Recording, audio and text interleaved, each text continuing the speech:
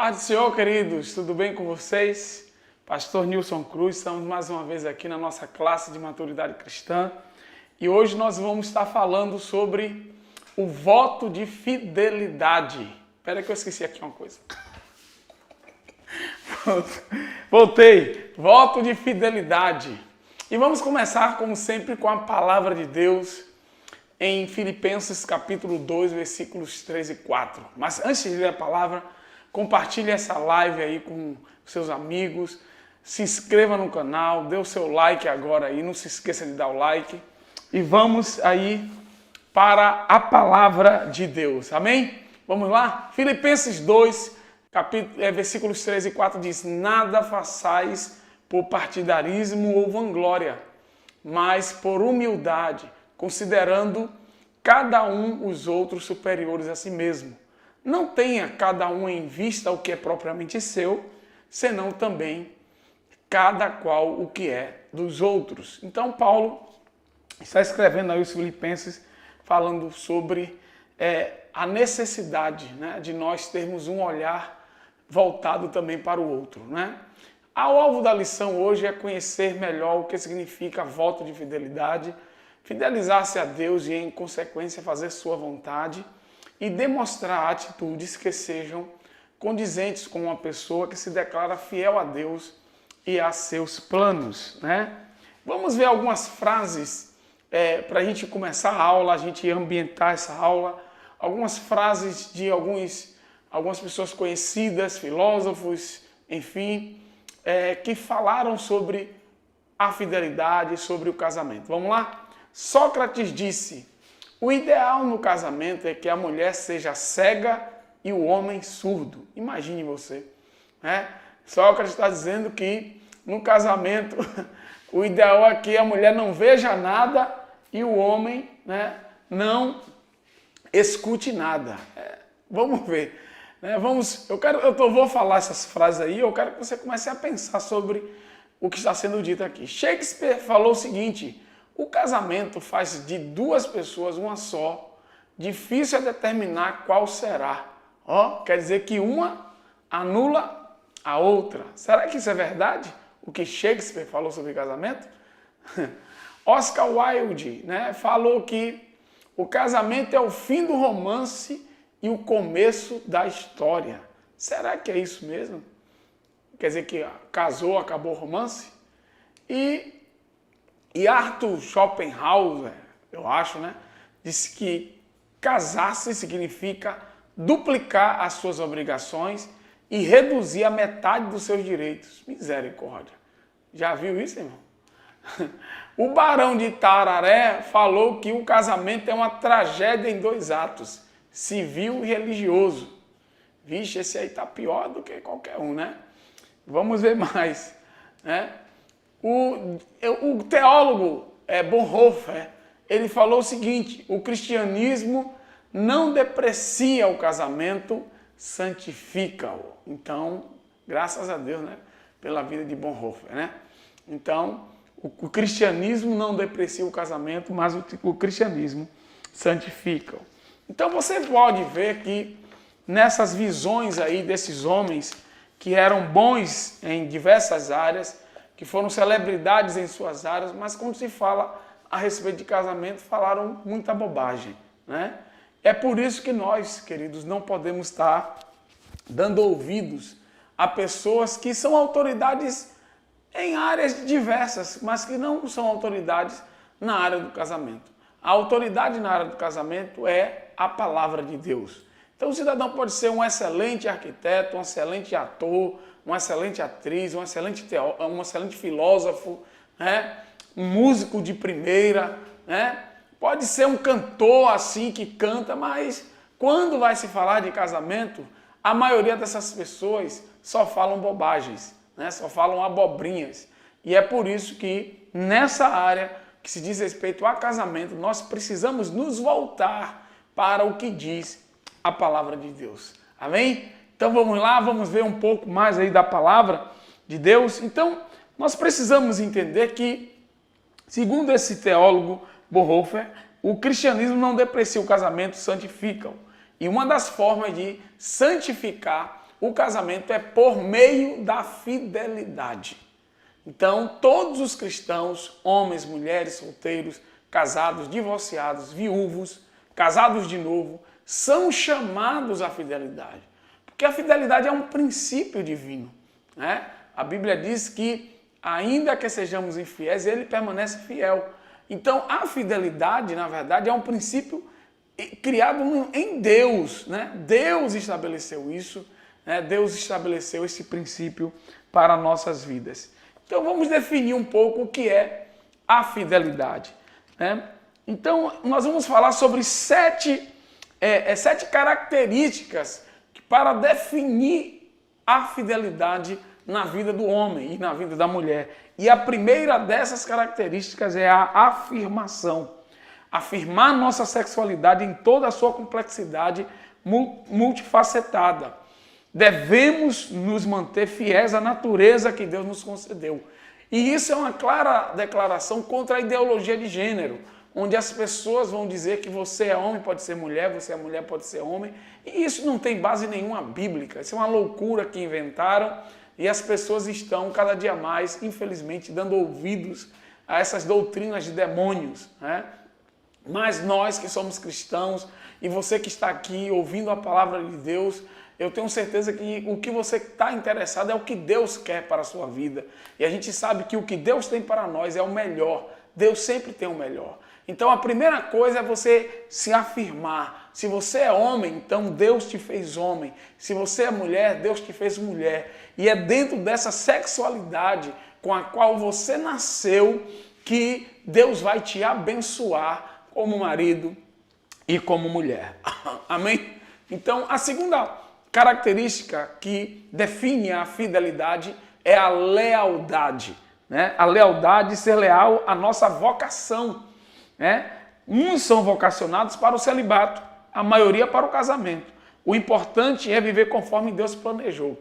E essa lealdade, ele está falando isso porque Jesus vai dizer que algumas pessoas foram realmente chamados para ser eunucos, né? Pessoas que não vão casar. Deus, o próprio Deus, levanta essas pessoas que elas não vão casar. E nós temos alguns exemplos na comunidade, né, cristã, até no Brasil. Pessoas que dizem, não, Deus, eu não tenho necessidade nenhuma de casar, né? Mas a maioria das pessoas não é assim. E aí, cada um fique no seu chamado. Então, se você, como Paulo diz em 1 Coríntios 7, se você não suporta, não é melhor que você case, né? Porque é melhor casar do que abrasar, né? Do que estar se abrasando, pensando pensamentos e isso e aquilo, buscando coisas, subterfúgios para suprir aquele desejo. Então é necessário que a gente entenda isso. Não podemos fugir daquilo que nós somos chamados, né? Então a maioria das pessoas certamente são chamadas para o casamento, para terem um companheiro, para terem uma companheira.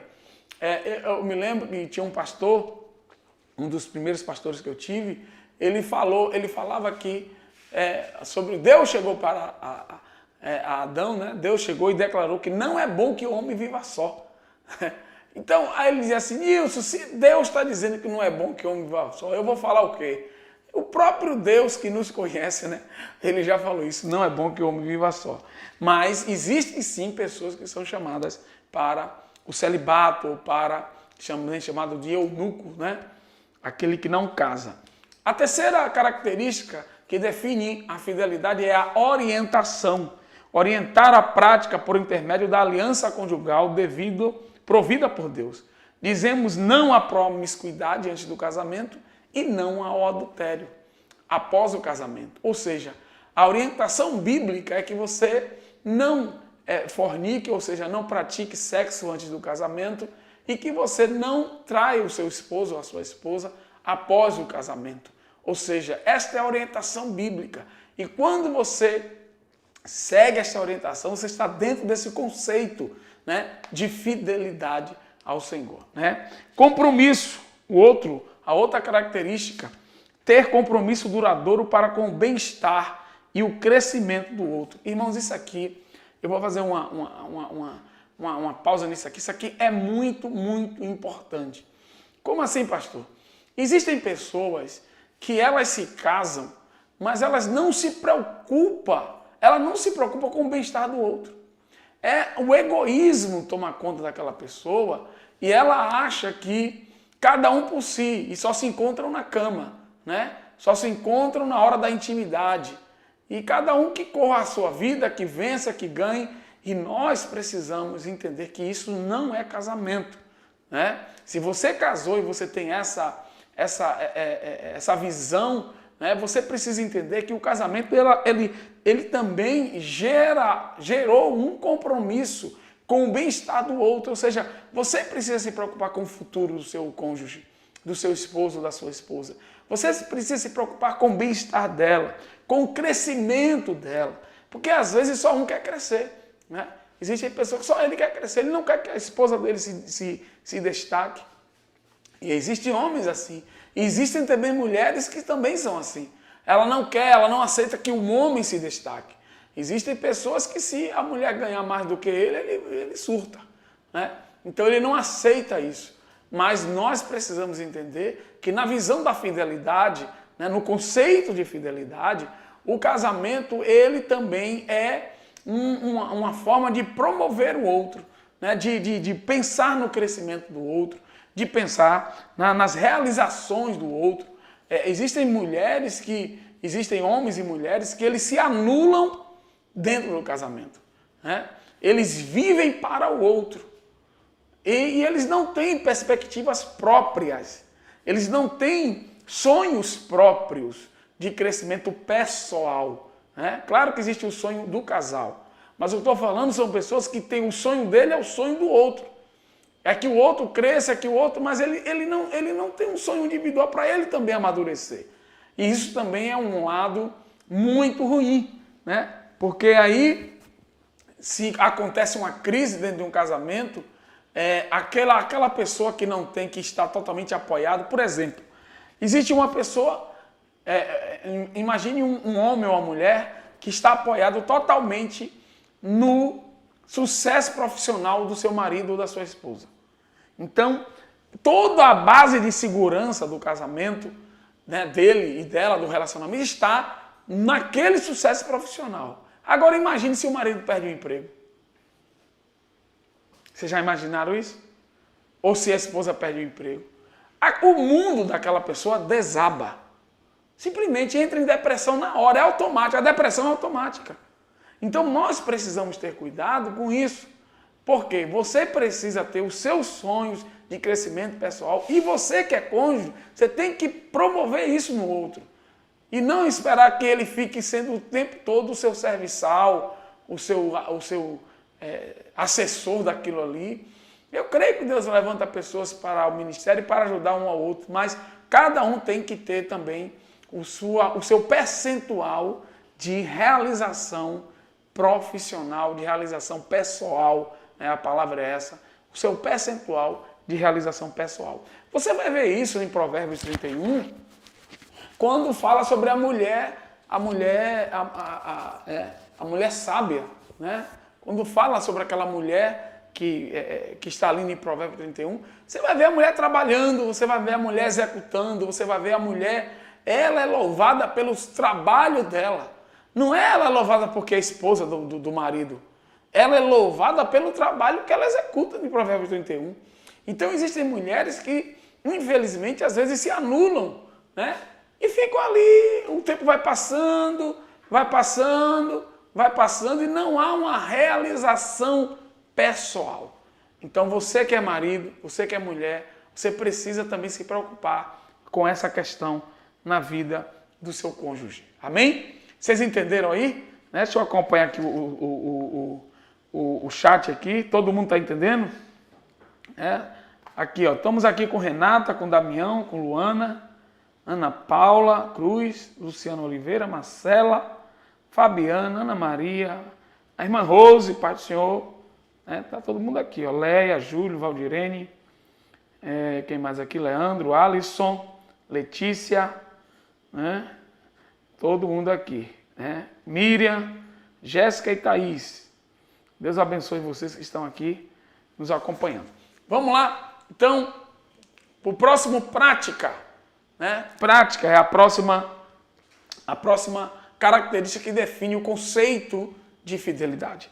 Praticar a mutualidade, ou seja, não podemos permitir que o egoísmo controle o nosso relacionamento. É o que eu falei nesse instante. Então, já está tudo englobado aí, né?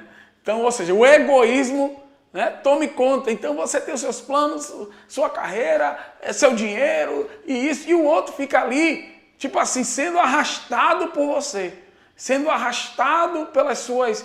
Né? Agora, e se der errado? Aí ficam os dois sem base, então o casal, um tem que ter a base do outro. Então tem que ter essa questão da realização pessoal de ok? E não um ficar ali empendurado no sucesso do outro e ele não realiza nada. Então é necessário ter esse orgulho santo, né? De dizer assim, poxa, eu fiz isso aqui. Então esse exemplo de Provérbios 31 é algo poderoso. Você vai ver aquela mulher... Ela não é louvada porque é esposa, ela é louvada pelo trabalho dela, porque ela é comerciante, ela cuida da casa, gerencia, mas ela também é comerciante, ela vende, né?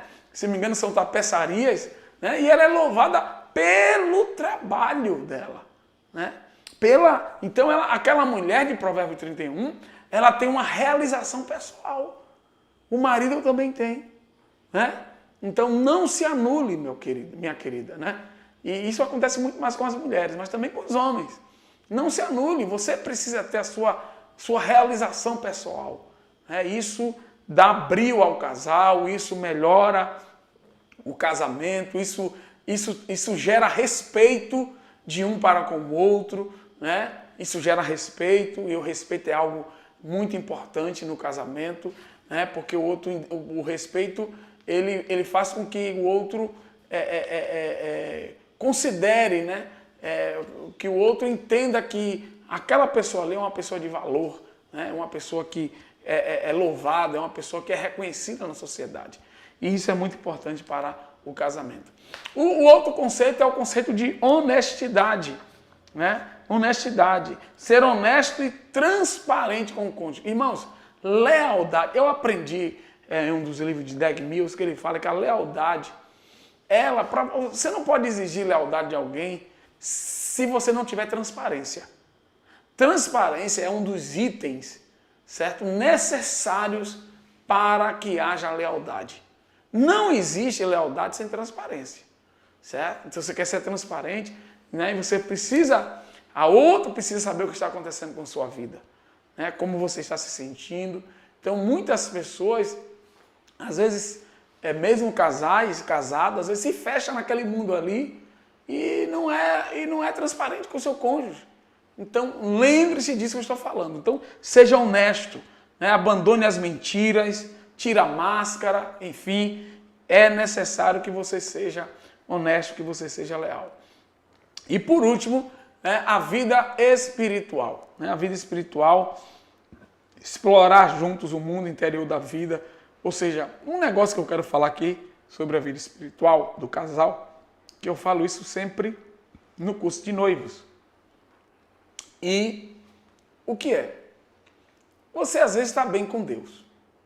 Está ali bem com Deus, buscando, orando.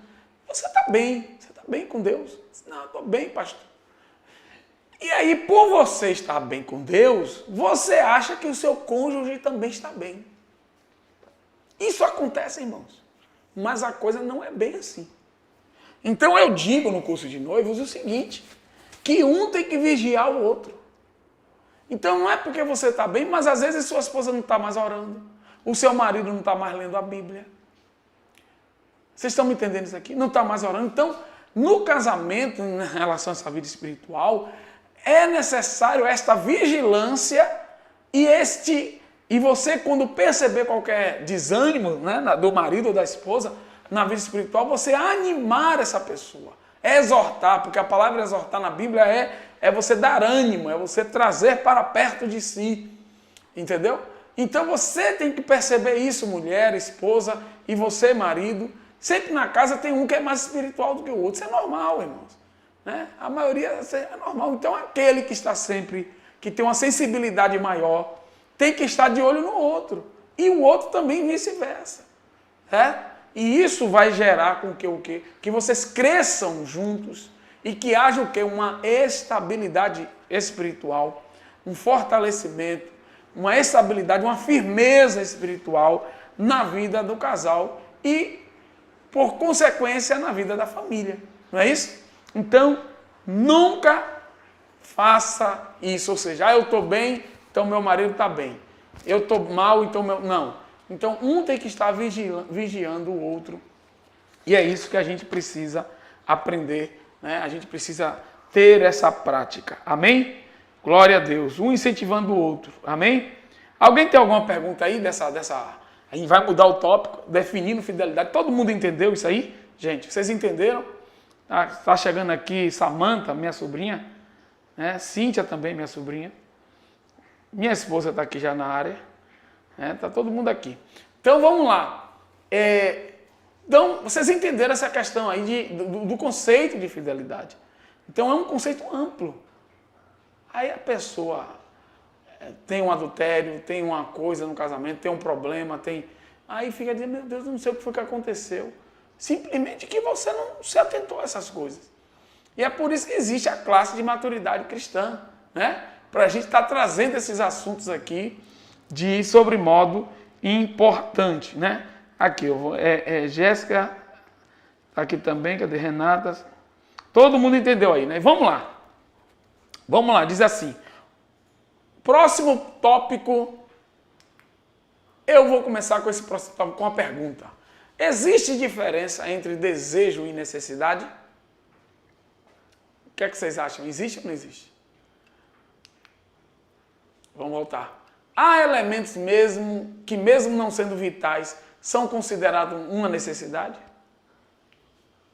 A relação sexual, irmãos, é um desejo humano, não uma necessidade humana. Essa definição aqui, vocês precisam ter isso em mente. Ah, pastor, como o sexo não é uma necessidade? Se o sexo fosse uma necessidade, então a pessoa não podia viver sem sexo. Se viver sem sexo, morrer. A necessidade é água, necessidade é você se alimentar todo dia, não é isso? É você dormir, né? Não é uma necessidade? Então, a gente precisa entender isso, porque nós vamos entrar nesse assunto aqui, ó, o significado de fidelidade para os solteiros. Porque o que é que o mundo quer colocar? Você vai ver aí uns endemoniados aí, né? Pessoas sendo usadas por Satanás, querendo trazer a questão da sexualidade para as crianças. Irmãos, isso é uma coisa diabólica. Isso é algo totalmente demoníaco. Porque essas pessoas, elas querem pôr o conceito de que o sexo é algo necessário. É necessidade. Não é. Sexo é desejo. Né? Porque se fosse necessidade, uma criancinha já tem que nascer já. Né? Mas que a criancinha já nasce fazendo o quê? A criancinha nasce mamando. Nasce comendo. Depois vai beber água. Não é isso? Então isso são necessidades. E a gente precisa tirar esse conceito diabólico, né? A gente precisa vir para a palavra e entender o que de fato é necessidade. Então, assim, a relação sexual é um desejo humano, não é isso? Não uma necessidade. Então, quando os solteiros nutrem e seguem a orientação bíblica a respeito da sexualidade, suas necessidades se enquadrarão na perspectiva adequada. Ou seja, não vai haver um adiantamento da sua vida. Até o seu corpo não vai responder. Seu corpo vai ficar tranquilo ali para que no tempo certo ele venha a manifestar o desejo. Mas quando isso não acontece, quando já se incute na criança, no junior, no primário, no pré-adolescente, aí você vai ver pessoas, crianças, né? Adolescentes, mães, né? Adolescentes, com 12, 13 anos tendo filhos. Irmãos, isso é terrível. Mas por que isso acontece? Porque justamente existe esse desalinhamento, né, mental na vida da pessoa e a pessoa vai gerar uma perspectiva inadequada em relação ao sexo. Então, para Deus, a relação sexual é tão cheia de significado espiritual que deve sempre ser reservada para a perenidade, ou seja, até a morte dos cônjuges, do casamento, ou seja, é para o casamento. Dessa forma, cristãos solteiros desejarão abster-se da relação sexual enquanto desenvolvem outros aspectos de sua sexualidade. Vão se conhecendo. E quando chegar no momento certo, na bênção de Deus, no casamento, as coisas vão acontecer dentro do seu tempo e Deus vai abençoar. É aí que Deus abençoa. É aí que você vai ter uma vida de fato feliz. Amém? Então é necessário que a gente entenda isso aqui, né? Então é algo que eu quero trazer também aqui sobre os solteiros. Diz assim que na igreja de Corinto na cidade de Corinto havia uma prostituição muito grande. E por que essa prostituição? Porque tinha ali, na verdade, um templo, né, de uma deusa aqui, que essa deusa, para que a pessoa adorasse essa deusa, na verdade, elas tinham que se prostituir dentro do templo. Então, Paulo teve que escrever, né, na carta de Coríntios, 1 Coríntios 6,13, 6,12 e 13, olha o que ele escreveu. Todas as coisas me são lícitas, mas nem todas convêm. Né? Não, todas me são lícitas, mas eu não me deixarei dominar por nenhuma delas. Então, a resposta bíblica é que os alimentos são para o estômago e o estômago para os alimentos, mas Deus destruirá tanto estes como aquele. Porém, o corpo não é para a impureza, mas para o Senhor e o Senhor para o corpo. O que é que Paulo quer dizer com isso? Eu vou explicar. Paulo estava dizendo o seguinte, olha, quando você come, certo? Aquilo ali um dia vai ser jogado fora. E até o seu estômago também vai chegar um dia que não vai ter mais função nenhuma, mas o seu corpo, ele será transformado. O seu corpo será o quê? Transformado em um corpo de glória. Então, Paulo está dizendo que você não pode ter relacionamentos, né, prostitutos, porque o corpo é para Deus. O corpo não vai ser jogado e esquecido. O corpo ele será transformado. Então, no que se diz respeito à santidade do corpo, é algo muito forte.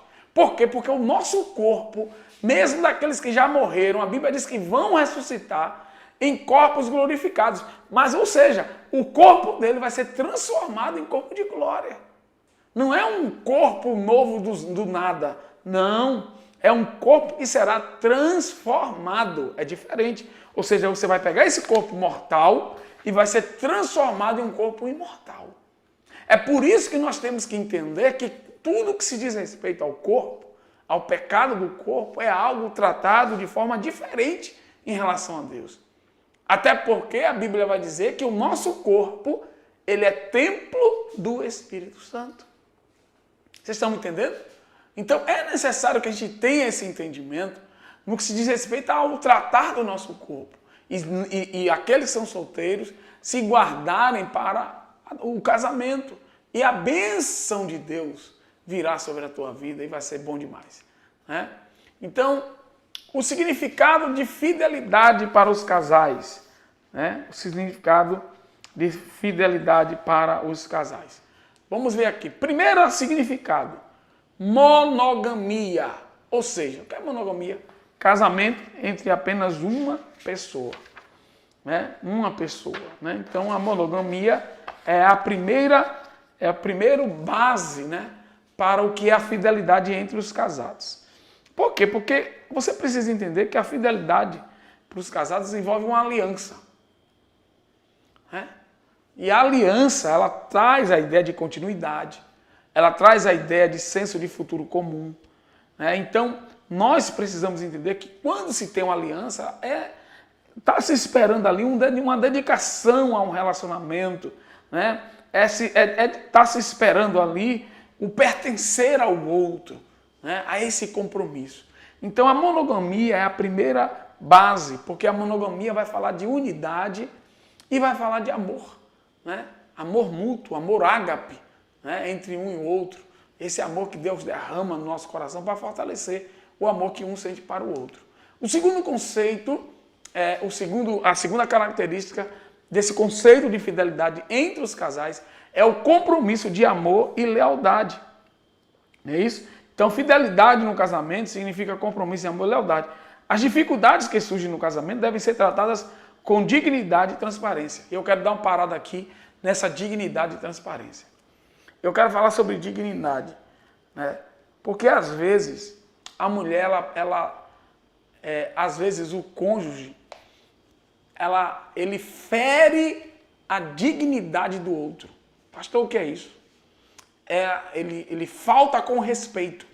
Porque toda pessoa tem a sua pessoa, toda pessoa tem um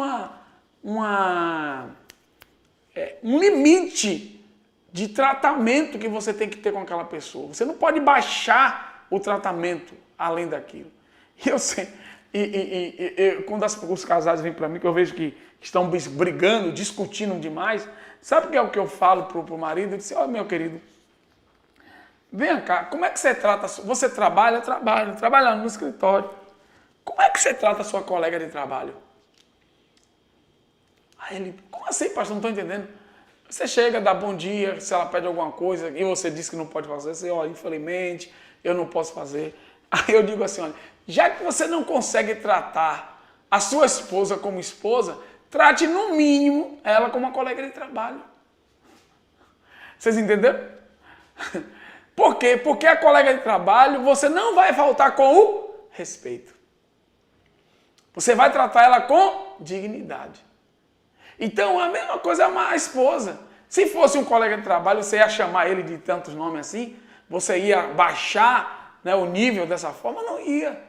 Então, nós precisamos entender que mesmo sendo casados, ninguém tem o direito de tratar o outro com indignidade, de tratar o outro com desrespeito, né? Abrindo as intimidades da pessoa. Você já viu agora esses casais quando se separa, aí vaza foto de intimidade, acontece, conta as intimidades que fazia com o outro. Irmãos, isso é a coisa mais baixa que existe dentro de um ser humano, a pessoa fazer isso. Por quê? Porque ele está tratando o outro como nem se fosse mais uma pessoa, como se fosse um cachorro, um animal, e nem um animal, às vezes, que tem animal que está sendo mais bem tratado do que uma pessoa. Então, esse conceito de compromisso, de amor e lealdade, passa por essa questão da dignidade. Então, marido e esposa, vocês que estão me ouvindo aqui, e você que vai se casar ainda, existe um limite de tratamento. E qual é o limite? O limite é o colega de trabalho. Pronto. Então, quando você quer ser frio, infelizmente não vai dar não. Seja frio, né? Não está bem, quer ser frio, mas não baixe o nível.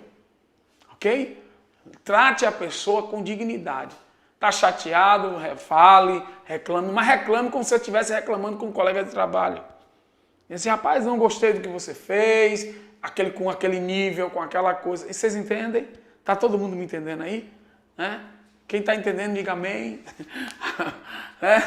Porque se você não entende, se você não tem esse conceito de dignidade, de respeito ao outro, meu amigo, não existe casamento que você vai suportar. Não tem um que vai suportar você. Não tem, não adianta. Você tem que ter isso aí. O limite mínimo de tratamento é o limite do colega de trabalho. Né? Entendeu? Colega de trabalho. É colega de trabalho, então você tem que tratar, no mínimo, aí como um colega de trabalho. Todo mundo entendeu isso aí, gente? Né? Todo mundo entendeu? Está todo mundo aí acompanhando? Cadê aqui? Samanta está dizendo é forte.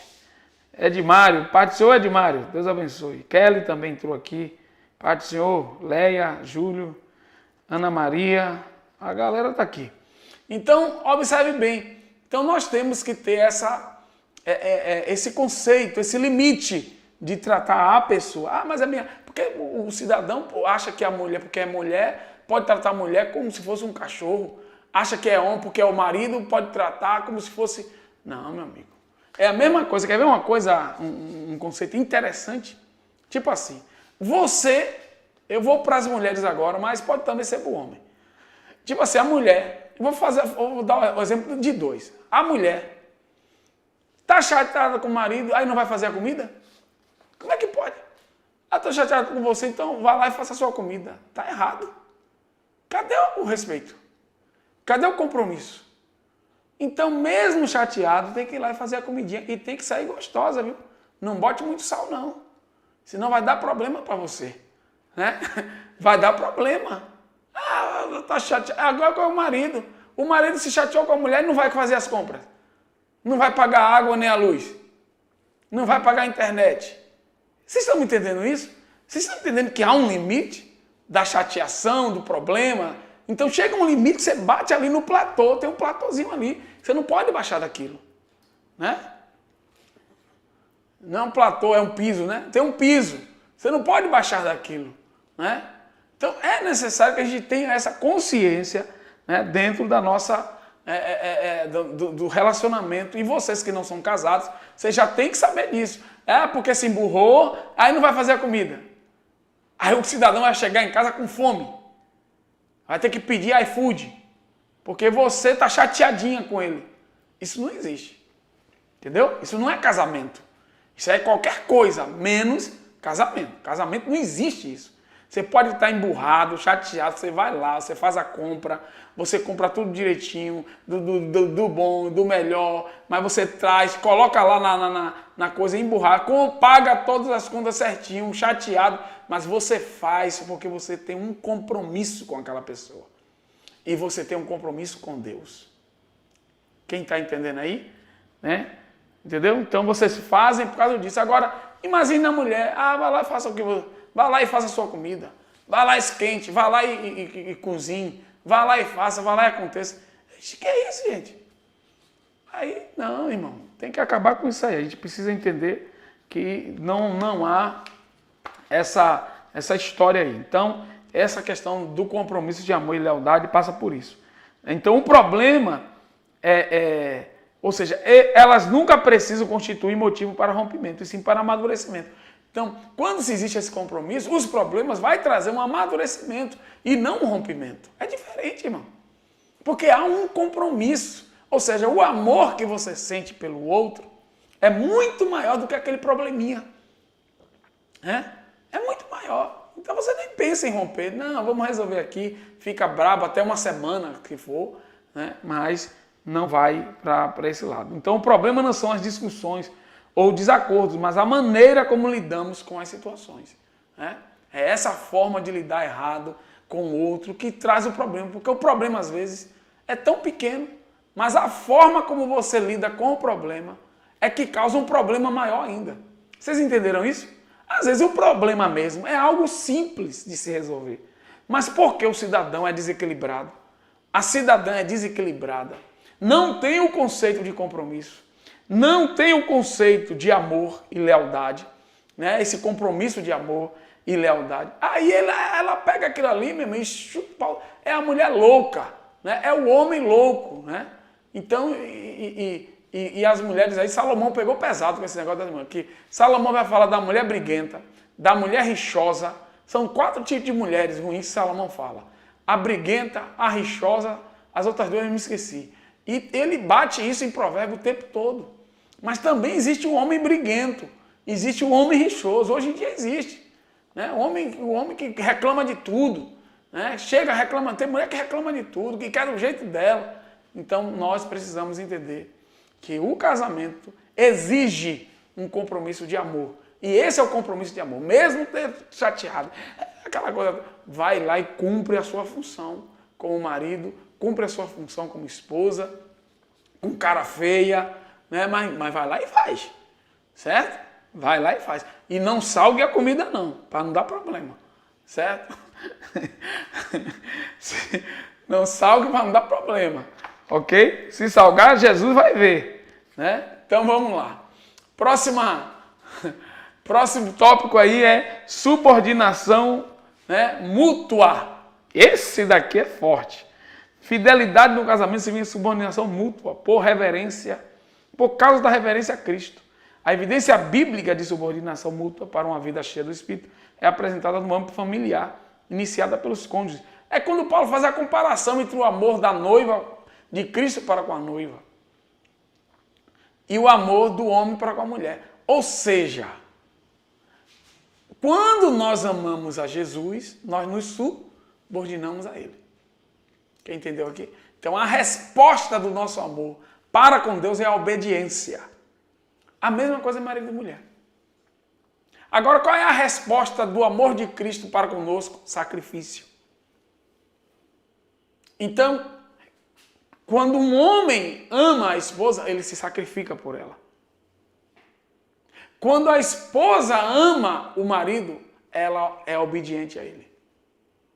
Essa é a resposta. Então, na linguagem do amor, nessa linguagem, as respostas são diferentes, são diversas. Então, quando Paulo faz essa comparação, ele vai dizer que o amor de Cristo para com a igreja é um amor sacrificial. Ele se esforça, ele trabalha, ele luta para poder conseguir o melhor para a esposa, para a casa, para o filho. Ele tem aquela, né, ele batalha, ele é incansável, ele está ali, ele sobe e desce, aquela coisa. Agora, como é que a mulher responde isso? Quando ela ama, ela é obediente ao esposo. É forte, irmão, isso aí. Isso aí é muito, muito, muito forte. Quem está entendendo aí? Né? É muito forte. Né? Então vocês precisam estar ligados em relação a essa questão aí da subordinação mútua. Vamos para o próximo, o último, é repressão sexual, o penúltimo, né? Fora do casamento. Ou seja, tudo que tem de oferta, né, sexual fora do casamento, você tem que ser tratado com repressão. O que é repressão? Com violência. Não tem que ficar negociando essas coisas. Tem que ter muito cuidado com isso. Né? Olha o que a Bíblia diz. A mulher não tem poder sobre o seu próprio corpo, mas tem no marido. E também, da mesma maneira, o marido não tem poder sobre o seu próprio corpo, mas tem no a mulher. Ou seja, o corpo pertence um ao outro. Então você tem que ter cuidado com isso. Né? Tem que ter cuidado, porque você fica naquela maré, naquela mania de ficar negociando. Não. Irmãos, tem que ser repressão. Repressão é tratar com coisa séria. Ou seja, se existem as ofertas lá fora, as bandejas de Satanás, como os crentes dizem, né? Se existem as propostas, né, de mulheres estranhas, de homens estranhos, você tem que tratar com repressão. O que é repressão? Bater de frente. E eu vou falar algo aqui para os maridos e para as mulheres. Se prepare aí. É o seguinte. Se sua esposa cismar, com um bom baianês, né? Cismar é bem baianês, né? Se uma esposa cismar com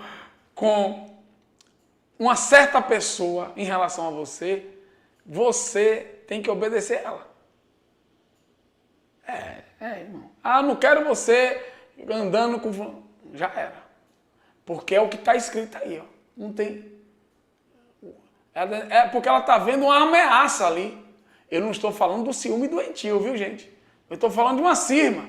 Bateu o olho assim e disse, aquela mulher está olhando muito para você ali. Eu estou sentindo que ela toda hora vem dar paz do Senhor. Porque, irmão, nem todo mundo que está na igreja é convertido. Né? Nem todo mundo. Não vamos nos enganar com isso, né? Nem todo mundo que está na igreja é convertido. Então, às vezes, o cidadão não está ali todo bestinho, não tá mas a mulher bateu o olho e já percebeu que tem uma certa maldade ali. Se ela for falar com você, você tem que obedecer. Viu, marido? Porque ela aí é a autoridade. O corpo é dela. A Bíblia está dizendo aqui. E vice-versa. Né? Tipo assim, não quero mais você dando carona fulano e tal. Mas a irmãzinha, gente, eu acho que é isso. A irmã não tem maldade nenhuma. Mas se ela se irmou, irmão, vigie. Viu? Obedeça, se submeta a isso. Então nós temos que ter cuidado com isso. E a outra coisa é a liberdade sexual dentro do casamento. Se é repressão fora, a liberdade, né, é liberdade dentro. E a liberdade dentro é a intimidade. Liberdade, sensualidade, diversão, são coisas que alimentam a experiência sexual. Então, se existe um consentimento mútuo, né, se existe alegria, né, como ele fala aqui, ó, quando manifestados com respeito e mútuo consentimento, nutrem o amor entre os cônjuges. Então, as experiências sexuais que você pode fazer dentro do seu casamento, entre quatro paredes, com consentimento mútuo, gerando prazer para os dois, meu amigo, tudo isso aí é celebração, né? Deus abençoa, Deus fez o sexo justamente para esse momento entre o casal. sexo em seu melhor, mais alto, mais santo aspecto, é festa, é celebração, é deleite. Amém? Ô glória! Os casados dão glória a Deus, né? Os solteiros ficam aí só na vigilância. Amém? Então vamos lá. Alguém tem alguma dúvida sobre esse ponto aí? Quer falar alguma coisa aí? Deixa eu ver aqui. RH Oceano. Quem mais aqui? Jéssica, Carreira, Fabiana. É forte. Imagina o curso completo. O curso completo é fogo. O negócio aqui é violento, né? Tem que haver equilíbrio. Ana Paula. Cadê? Pronto. Tô lendo os comentários aqui. Pronto. É isso aí. Tem gente dando glória a Deus. É isso aí. Vamos lá. O significado de fidelidade para a igreja. Primeiro, responsabilidade, né? Ou seja, a responsabilidade da igreja significa responsabilidade para com toda a família. Para que esse conceito não permaneça teórico, a igreja é chamada a um ministério de oração e orientação. Ou seja, nós precisamos orientar as pessoas.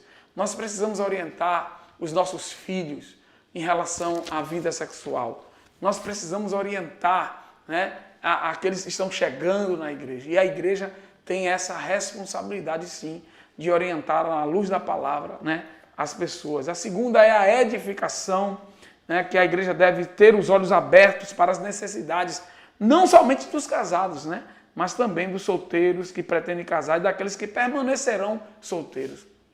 A igreja precisa ter olhos para essas classes de pessoas e não apenas para os casados. Tem igreja que só faz coisa para casado, e a gente precisa, né, fazer coisa também para os solteiros. Amém, irmãos? Aqui também está precisando também disso, né? Então a gente tem que nos voltar para isso. Segundo, terceiro, discipulado, que é o ensino, né? Aqui na igreja nós temos o curso de noivos, né, que eu não caso ninguém sem passar por esse curso, né, que é muito importante para o aprendizado, para a preparação para o casamento. O envolvimento, né? Ao passar pelo processo de discipulado e aconselhamento bíblico, os noivos estão dizendo que não somente eles ou as suas famílias são responsáveis pela cerimônia, mas que a igreja, como sua comunidade de autoridade espiritual, também faz parte deste momento precioso. Ou seja, houve uma construção para este relacionamento chegar, que a igreja se envolveu dentro disso. Então há um envolvimento da igreja, né? Ali um ajudando o outro, não apenas envolvimento para fazer a cerimônia, para ornamentar a igreja, mas houve um envolvimento anterior dentro do relacionamento, ajudando aquele casal a chegar à maturidade necessária para se casarem, né? E privação, fidelidade para a igreja significa cuidar das pessoas que são privadas dos direitos sexuais, né? Às vezes por uma enfermidade, às vezes porque quiseram assim, às vezes por um problema, né, mais sério, enfim. A igreja precisa estar também de olho nessas pessoas, cuidando dessas pessoas. Amém, queridos? Então vamos ficar com Bonhoeffer, que falou que o cristianismo não deprecia o casamento, mas santifica-o. Né? Que coisa maravilhosa, né? E eu encerro aqui dizendo aqui, ó, precisamos lembrar que a fidelidade não é um conjunto estático de regulamentos. É uma aventura vibrante e viva. Não é aquela coisa, não, é algo vivo, é algo que está ali, e que a gente tem que viver tudo isso. E quando a gente decide viver tudo isso, nós decidimos viver a bênção de Deus. E Jesus falou em Mateus 22, 37 e 39, amarás o Senhor teu Deus de todo o teu coração, e de toda a tua alma, e de todo o teu pensamento. Este é o primeiro e grande mandamento. E o segundo, semelhante a este, amarás o teu próximo como a ti mesmo. Então o casamento justamente você amar a Deus. Você é fiel porque você ama a Deus. Você é fiel porque Deus está na sua vida, né? E você é fiel porque você resolveu amar o próximo, que é a sua esposa, que é o seu esposo. Então a gente precisa entender que o casamento está intimamente ligado, essa relação de casamento está intimamente ligado com a sua comunhão com Deus. Amém? Então sou fiel a mim e ao próximo, porque sou fiel a Deus. Amém, queridos? Deus abençoe a vida de vocês. Quero agradecer a presença da galera aqui. Hoje veio com força aqui, né? Deus abençoe cada um de vocês que estiveram aqui presentes, que participaram da aula. Semana que vem nós estaremos aqui de volta, né? Falando agora sobre poder. Rapaz, semana que vem o assunto vai ser bênção, né? Você que quer entender um pouco dessas relações de poder, né? Dentro do casamento também, fora do casamento, nós vamos estar falando muito sobre isso e eu creio que Deus vai nos abençoar grandemente. Um grande abraço a todos e Deus abençoe. Não esqueça de compartilhar essa aula, de se inscrever no canal e de dar o like ou dislike, né? Deus abençoe. Shalom, gente. Um grande abraço.